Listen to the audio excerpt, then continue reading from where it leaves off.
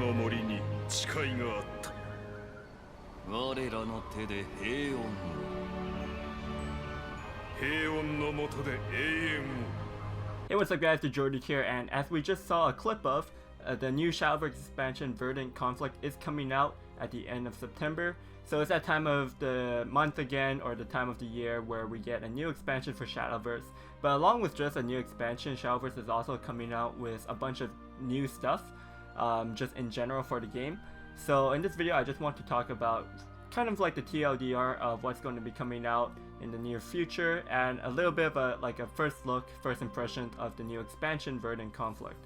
So first of all, if you go on the Shadowverse Twitter, like you can just see like they have a lot of new story stuff. I haven't actually been following the story mode for quite a while now, so I'm like, ever since we got into the new world part of the story, I just kind of skipped that part. First of all, a new main feature is the pre-release. So basically with pre-release, you get access to the new expansion a little bit before the official release. You can only use the cards during private match and practice mode, and you can only purchase them with crystals. So this is kind of like a business tactic where Shadowverse is making you like spend actual money to buy cards if you want to use them a bit early. This is completely optional. Like, Shadowverse is still completely free to play.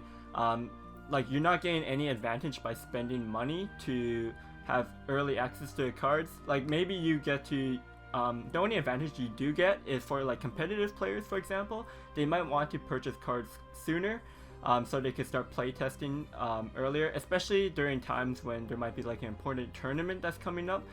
You want to actually have the cards. You could always like theory craft, and that's what people have done in the past, but it's a lot different. Theory craft is a lot different from actually having the cards and playing games with them and seeing how the games actually pan out.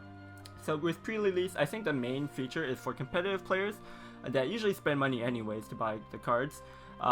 They're able to just use this extra time to prepare decks, especially for competition. So you could buy up to 100 packs in the pre-release, and aside from like for competitive players getting to practice with these earlier, the main feature for casual players for pre-release is that you're going to be able to get special bonuses, and you're going to get access to like the leader cards a lot earlier. So if you're like a whale, you want all the leaders, you want to flex on people, start using them earlier than others, this could be for you. But also, like I was talking about earlier about leaders cards, is that you can now get card pack points for every pack you purchase. You can earn points when you buy packs, and you can trade these points for leader and legendary cards. So this really helps you get the cards that you need. You don't have to spend so much vials to craft all your legendaries. And also for people that really want like specific leader cards, this is really good for you, because now you could get the leaders that you want. You don't have to spend like hundreds and hundreds of dollars trying to get that 0.03% chance of pulling a leader card. So I think that's really helpful. You're going to get leaders more consistently this way. So I think this is really good. I know especially for like me, for example, there's some classes where I don't have like a good leader for at the moment. For example, like Portalcraft, I don't have like any waifu that I want to play with as Portal at the moment, because I never pulled them from packs. So I might be using this to like trade in for an Orcus, for example.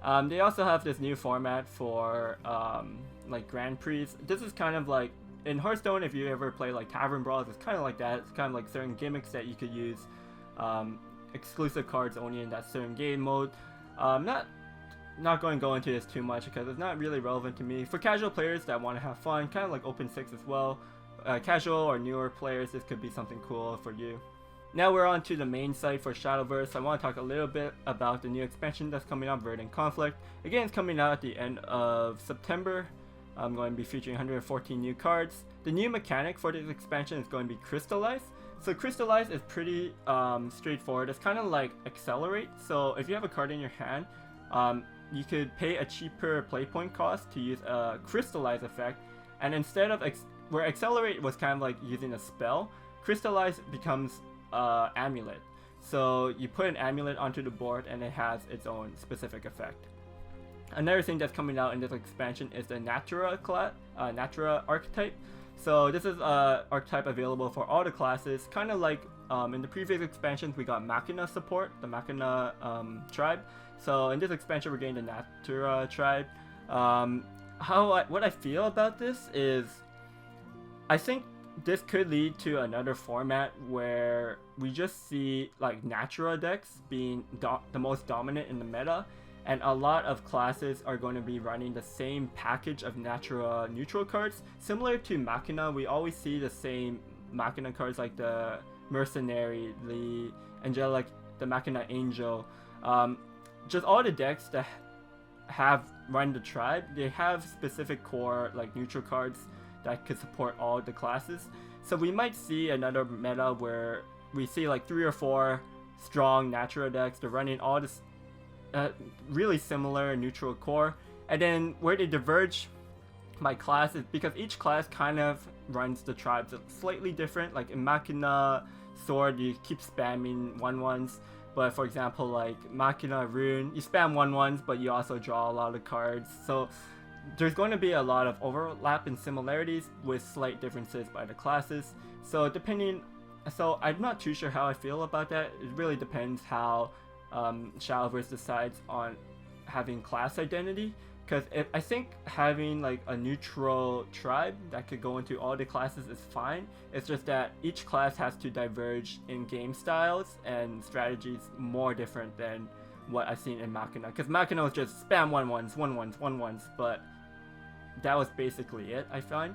So if you guys feel a similar way about Machina and like general tribe classes, let me know in the comments down below. Let's go over some of the cards that are already released. I'm just going over the cards that are already on the website. I don't want to go through Twitter to find every single card because it gets kind of messy that way. It's much easier to just be on the website. And I don't want to talk about every single card, just kind of cards that I notice are cool at the moment. So my first impressions of that.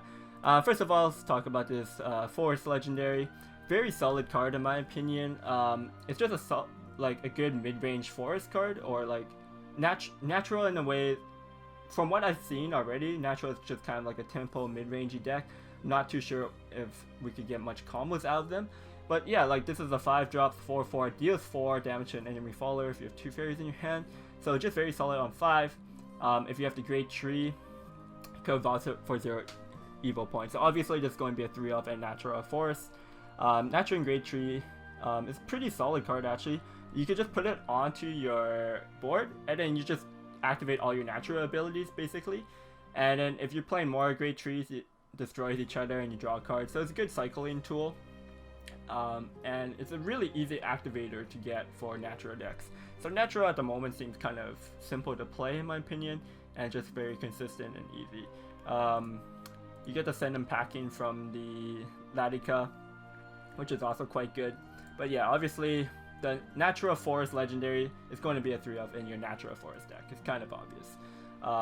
All the classes as well is probably going to be getting some kind of spell that supports. They pretty much all do a similar thing, but slightly different based on the class. So for Forest, for example, if you play 5th turn or later, you recover 1 play point. 10th turn or later, draw 2, and the original effect, put a Great Tree into your hand. But conversely, Shadowcraft has a very similar spell, except for if it's your 10th turn or later, you reanimate 4. So that's very Shadow class identity, I guess, compared to Forest, where you draw 2 cards. That's more of a Forest thing. The Sword Legendary basically gives you a leader effect. It kind of utilizes Sword's ability to regain play points, which I don't even know if they regain play points that much at the moment. Like the decks right now definitely don't. So they might be releasing more. Like Natural Sword might be focused around recovering play points, which is kind of interesting. But yeah, like the King's Might is cool as well, just giving buffs. So Sword is known for buffs anyway, so yeah, very Sword-like thing. The Mirror Image is actually a pretty good card. I'm curious if there's going to become some kind of interesting combos we could do with Mirror Image.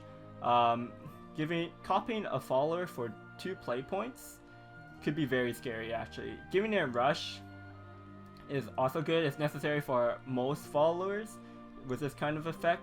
But if you're giving a follower with Storm, and we know that Sword has a lot of Storm, it doesn't remove the storm effect, so 2 play points to copy a storm follower to just go face seems very scary. So some kind of like aggro sword could be good, and as we've seen from the Natura swordcraft cards,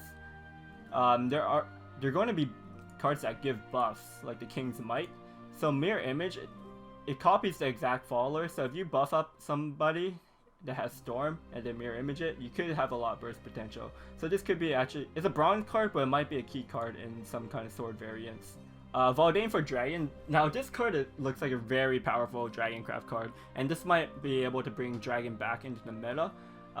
So with this one, it gives you Shadow Corrosion into your hand, and Shadow Corrosion is very powerful because it gives your leader the permanent effect of dealing just face damage at the end of your turn. So like the main follower that gives you the card only costs 4 play points, and then you play Shadow Corrosion. You can reduce Shadow Corrosion cost by evolving Valdane, and then now at the end of your turn, you're just doing direct face damage to your opponent. So like some kind of mid-range dragon that's like pretty aggressive could be quite strong. And just with like, there's probably going to be plenty of neutral support that gives you Naturian Great Trees along with the Dragon Naturian Great Trees. So you're going to be able to do quite a bit of damage to your opponent's face with this, I think. So Dragon, I feel like could be a high contender in the meta, in the next following meta, simply because of like the Shadow Corrosion. So Havencraft, we haven't got the legendary revealed yet, but the because I'm like the expert for the Tempo Storm meta snapshot for Haven, one thing I've been talking a lot about is, will Haven get more amulet support? And with this expansion, Crystallize itself is already amulet support. So Haven there might be a deck other than Elena's Haven that we could play. I feel like Side Games is going to be pushing out like Natura, some kind of Natura amulet focused deck. We might be seeing like more Crystallized abilities for Haven. Just general stuff that works with amulets. Like this is good. This is kind of like an aggressive amulet card, Natura. So I'm interested in seeing where Haven starts to go with Natura and amulets. But once we get more cards, we'll start to get a better picture of that. Priest of Excess, very solid bronze card in my opinion as well. For neutral at the moment, we got a Desert Pathfinder. Obviously, this is going to be a 3-off in every Natura deck. It's just very good. Gets you Natura and Great Trees, something that you really want. Because Natura and Great Trees, if you're getting them for free off of card effects, and then you're summoning more Great Trees to cycle through your deck, you're basically getting free card draw. And so, or card draw for 1 play point. So it's just very good in my opinion. I really think Natura has a high potential of being, I don't know if it's going to be better than Machina, but we're going to be probably seeing Natura and Machina decks in the next format, from what I'm seeing at the moment. And then again, we got this bronze Natura spell that's in neutral class. Puts a Great Tree into your hand, makes it cost 0. So this is basically 2 play points, draw a card essentially, and restore 2 defense to your layer. So very solid. Again, this might be a 3-of again in Natura decks, just because it really doesn't hurt your deck. The effect is not that strong, but it's just card cycling through your deck, and like cycling through your deck is generally good for low cost. You get to thin out your deck, find your important key cards that gets your win condition quicker. So yeah, at the moment, from first impression, Natura looks really good. Seems like it can make really consistent decks that does really good powerful mid-rangey stuff. It doesn't, all of these so far look like mid-rangey cards.